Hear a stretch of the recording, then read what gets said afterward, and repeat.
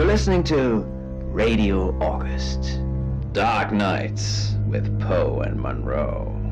It's 5 o'clock and I'm Alice Monroe with your August update. August police are appealing for information following the murder of 21-year-old Dorota Shaw. Miss Shaw's body was discovered last night. Chief DuPont is calling the crime a violent and despicable act. Anyone with information about the murder is urged to get in touch via the department's confidential tip hotline. It's horrible, Poe. Indeed it is.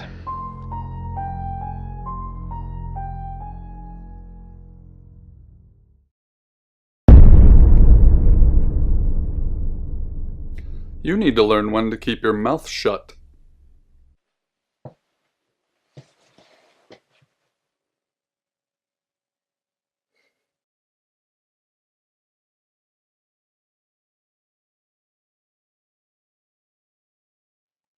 Exactly. Rewind.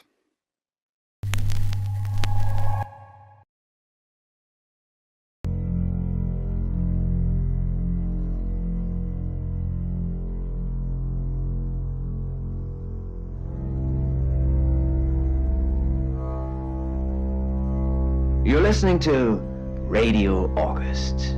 Dark Nights with Poe and Monroe. It's 5 o'clock and I'm Alice Monroe with your August update. August police are appealing for information following the murder of 21-year-old Dorota Shaw.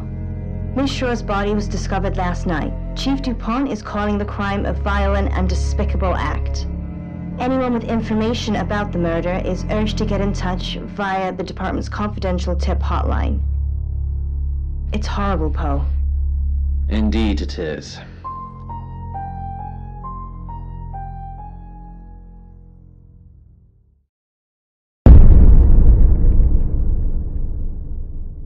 You need to learn when to keep your mouth shut.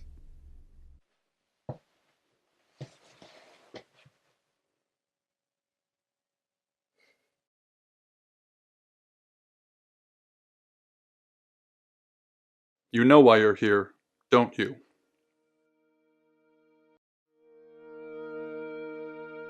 Then humor me, the dead girl, and this. What exactly were you thinking? You have one job. Don't get caught. Do you think you can do that this time? It's a rhetorical question. You're going to a town called August. Find Chief DuPont. He's gonna think you're someone else. This person. This is who you are now. Understood? Splendid. If someone so much as sniffs that you're different, you'll be deprecated. Deprecated.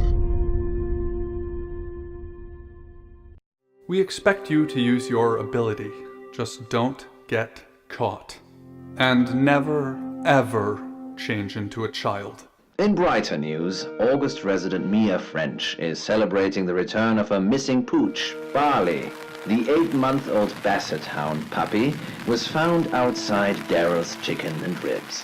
And that's 5 o'clock with Poe and Monroe. I'm Violet. Welcome to the guest house. There are some rules. In particular, no shoes in the guest house. The carpets are priceless. Now, how long are you staying for?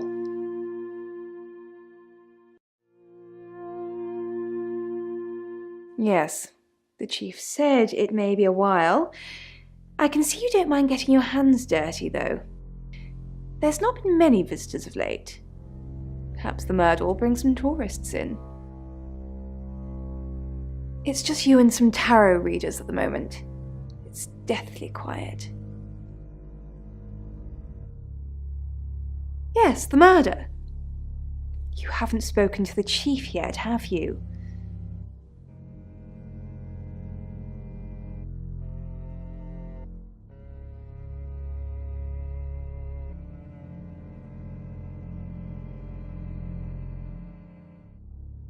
Chief Dupont.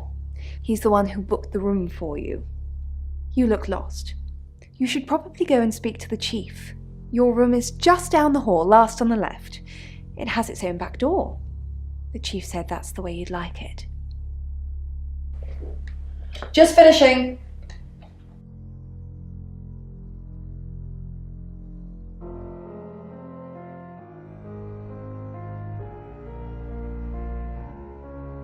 Yeah, it's a big place. Hi, I'm Bronwyn. Pleased to meet you, Sam. If you'd like a reading.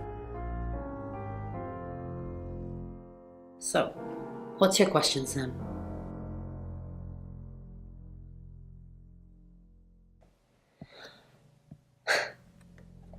The Fool. I'm going to see a lot more of you, aren't I, Sam? Enjoy the journey. But remember, not everything is winnable. I'm in room 1 and that's down the hall. Lorraine's in 2, Lexi's in 3. And which room are you in, Sam? Good. We're neighbours. Just knock if you need me. High-risk groups already have a home for the demon in their heart. Most people do anyway. A hollow home for the whispers to rest, implant, and grow the demon. The demon would grow stronger, too big for its stolen place, pushing lungs out of the way until breathing hurts. He whispers in the heart of his host until there would be nothing left, and only the Fool could quiet him, and he could infect someone else. That girl, that first girl, she was no different. She was nearly there already without the demon's whispers. There was so little light left to feast on in her world, in her every moment of calm, every smile, every restful night. He tainted all of it. There was nothing left. And now it was just a waiting game, until she got to her lonely, nearly empty home every night, night after night.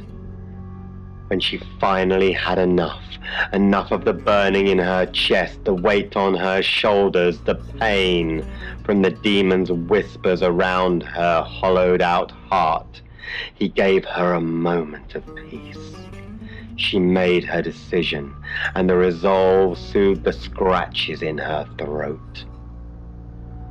She tried to reach out in that subtle human way. Of course she did. That's just nature. She knew where this sickness was going as easily as she could see the light at the end, and she was afraid as much as calm. "Take my ring," she'd say. "I know I love it, but I don't need it anymore. When I'm gone, Mom will take care of my cat. No one will miss me anyway." No one heard her. They never do. All humans don't want to die. But more than that, humans don't want to be in pain. So she succumbed to the sickness, or tried at least. Girls almost never get it right on the first try. Her red hair fanned out around her pillow as she laid back, holding the bottle above her, note on the pillow beside her, her final bedfellow. "Pills don't hurt, right?" She'd been like this that day, rationalizing to the demon parasite in her heart. "Of course they don't. You'll sleep, and it'll be over. What's it matter anyway?" "Yeah," and the bottle opened in her hands. "It'll be over. It'll be over. No longer a burden. No more pain. No more. No more." But of course there was more. Pills don't work very well. She'd only gotten sick, was taken to the hospital before the pills tore apart her liver. The doctors, the ones who cared enough to see the signs, helped her, or tried at least. And the demon was quieted for a while, until he wasn't. More time, and the girl tried again. Nothing got better for her. She tried again, rewrote the note, redid the demon's ritual, just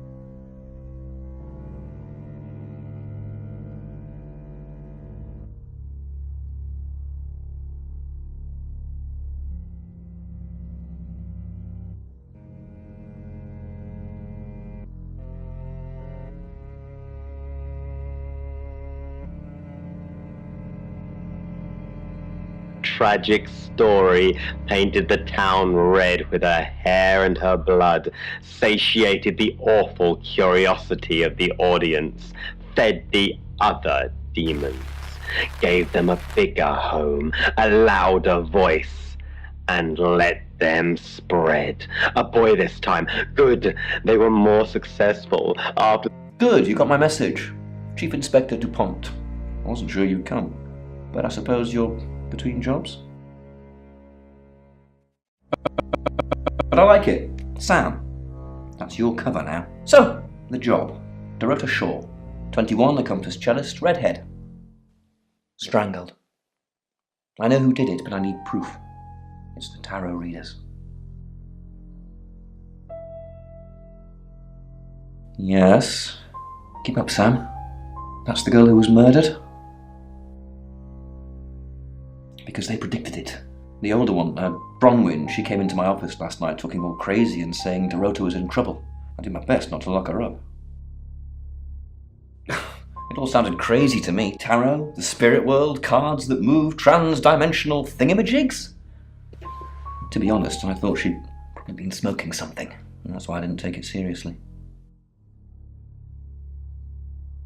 Because things, I don't have enough on her, that's where you come in. The free guest house stay isn't free. I need you to work the case and report back to me. Find out things from the inside. Can you do it? Okay. I'll be telling everyone that you've been hired by the Shaws because obviously local law enforcement is either too incompetent or too overworked to solve anything. That gives you a license to talk to people, but only notionally. Don't actually touch people or annoy them. You don't have any real authority, understand? But you help me out, I'll help you. You don't get that. There's no badge and gun, just a hope and a promise. Come and find me when you're settled. This is Second Chance Sunday for you, Sam. Don't blow it.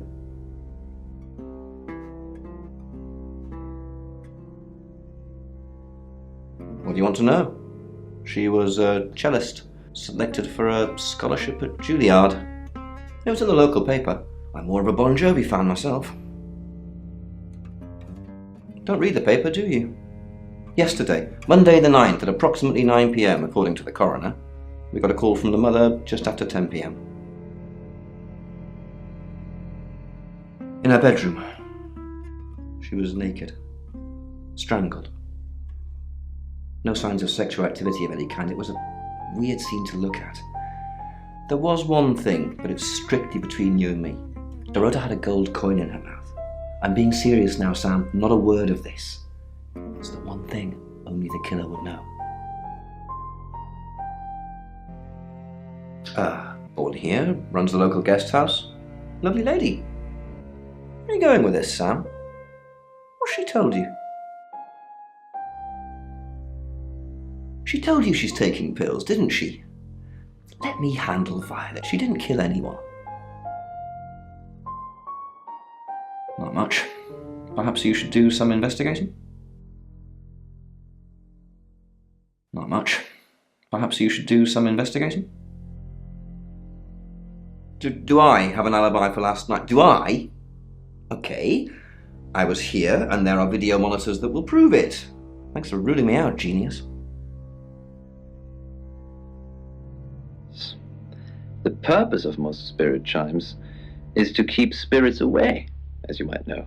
However, these ones are to invite spirits in.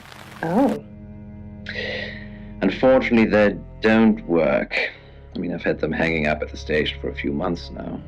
Unless, Monroe, have you noticed any spirits turning up at the station? Oh, hi. Sam, is it?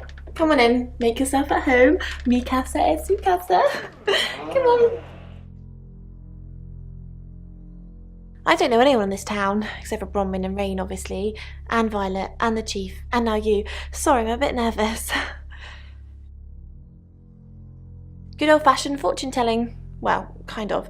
We drew a card each and smushed them all together. Do you know what the most dangerous tarot card is?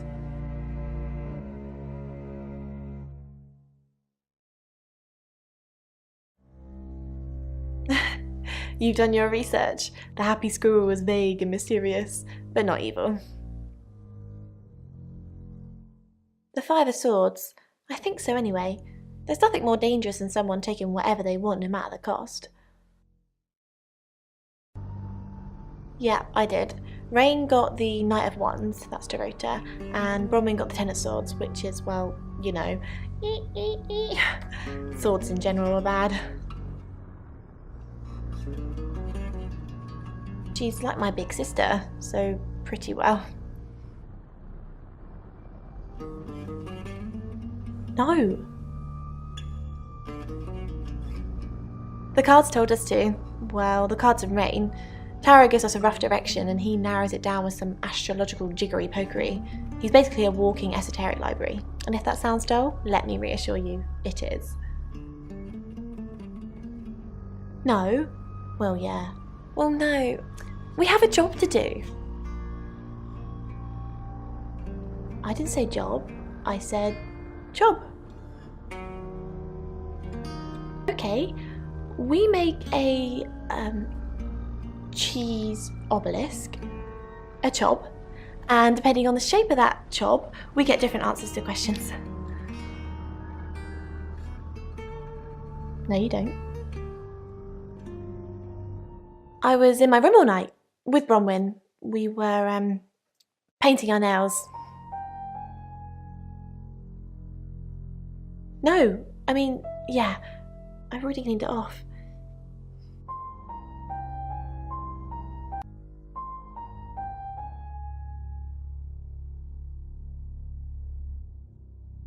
Alex, that you find someone to reach out to. But thank you again for sharing with us. Oh, I'm sorry. Find somewhere safe to transition. You're not a superhero.